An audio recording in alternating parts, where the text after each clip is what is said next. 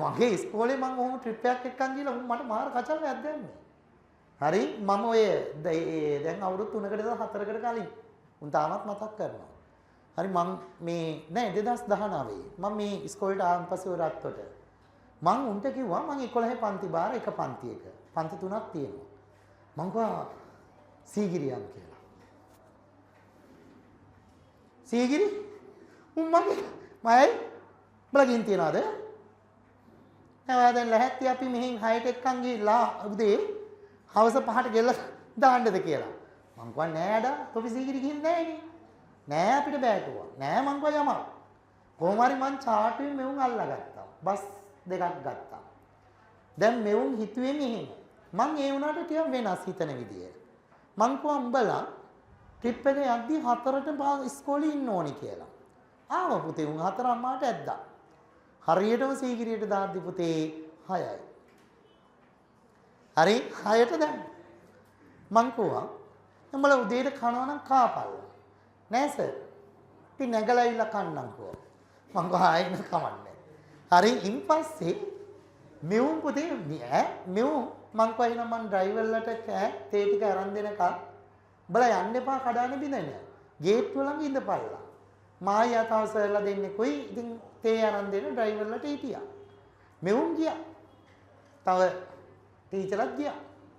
දැන් අපි තේම අරන් දීලා යද්දි පුතේ මෙවුන් නෑ කියන්නේ ගේට්ටුව ළඟ. ඇයි මෙවුන්ගෙන් අහලා ගිහලා අපෙන් සල්ලි ගන්නවද කියලා. ඇතුළට නෑ කියලා ඉස්කෝලාවේ ෆ්‍රී. මෙවුන් නැගලා. හරි අපි යද්දී 6 දෙනෙක් විතර ඉන්නවා. සර්ලත් එක්ක යන්න අපි හිටියේ කිව්වා. පස්සේ මම ওই සීගිරිය කියන්නේ අමුතු තැනක් නේ පුතේ. අර වතුර මල් පෙන්නගෙන මුන්ට ඒකේ ඉතිහාසයේ ලස්සන කියා දුන්නා නැවත. හරි එහෙම සීතමාලිගා පෙන්නගෙන මේ පැත්තෙන් නයිගල පෙන්නගෙන හරි ඒවා බලන්න ඕනි දේවල්.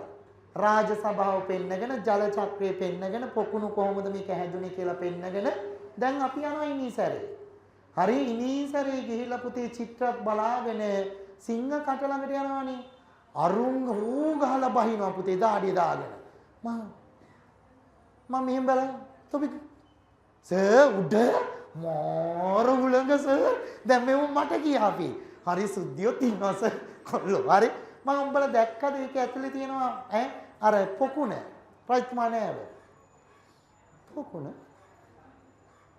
මම මොනවද බැලුවේ? නෑ සර් ඉතින් අපි ඉතින් ආ උලම් පාර විඳගෙන හිටියා ඉතින් සුද්ධියොත් හිටියා සුද්ධොත් හිටියා මම උඹලා දැන් අර දැක්කද රාජාසනේ?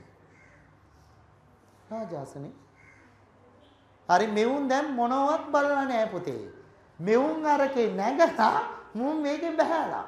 මං කො තොටියක වටේ ඇවිද්දාද කියලා. මේ ඒවත් නෑ. හරි මං කො දැන් තොපි චිත්‍ර දැක්කද කියලා. කොහෙද සර් ඒව තියෙන්නේ? පස්සේ අය මුන් ඇදගෙන පුතේ අර කුඩට ගිහිල්ලා සම්පූර්ණ අර අක්කර ගානම කියා දුන්නා. දැන් මෙවුන්ට එන අවුල් චිත්‍ර දැකලා නෑ. දැන් කුරුටු ගී දැකලත් නෑ. අයෙක්කන් ගිහිල්ලා පෙන්නගෙන පුතේ බහිද්දි 12යි. දැන් මුන්ට හින්න හෙම්බා. මං කො කාපල්. කාලා අය හැදගෙන ගියා පුතේ එහා පැත්තේ පිදුරංගල නගින්න.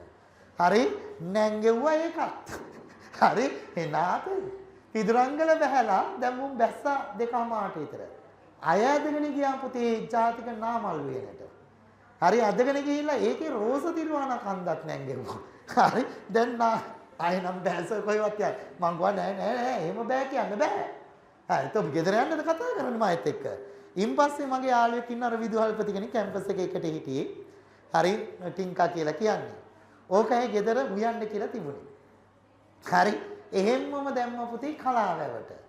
කලාවැවට දාලා පොලිස් ආරක්ෂාව වටේට දාලා මුන්ට ඇති වෙනකන් නාන්න දුන්නා. නාන්න දීලා ඇදගෙන ගියා පුතේ අර ගෙදරට ගිහලා අන්තිතරම් කන්න දුන්නා. කන්න දීලා අය මගට ඇවිල්ලා පුතේ නිදහස් තැනක මං කිව්වා දැන් මෙතන නතර වෙමු. තේටක් එම් බීලා සින්දුවක් එහෙම කියලා නටමු කියලා. හරි නිදහස් භූමියක නැටුවා. එදා පුතේ රාත්‍රී හරියටම පාසලට එද්දී 2:00. කීයද? 2:00 අදටත් උන් මතක් කරනවා නේ සර් ඒ වගේ ට්‍රිප් අපි එක්කයි යන්නකෝ කියලා. ඇයි බස් එකේ නිමී හිටියේ පුතේ මහ පොළොවේ. ඒ වනේ ට්‍රිප්. හරි මේ බස් එකේ අර දාන අර බපල් වල සාද්දේ හරි මහ විඩාවක් නේ. හරි මේක අත්විඳින්න.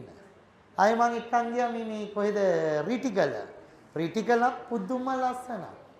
හරි යන්න ඕනි තැන් ළඟ තියෙන හරි සුන්දර තැන් බලන්න. නමයි ගමයි මාතලේ තමයි මේ හිතේ තියෙන තම අපේ කමයි දෙනි වතන් දෙද්දිකට පුරාම යයි තව අලුත් උමුන් හොයානේ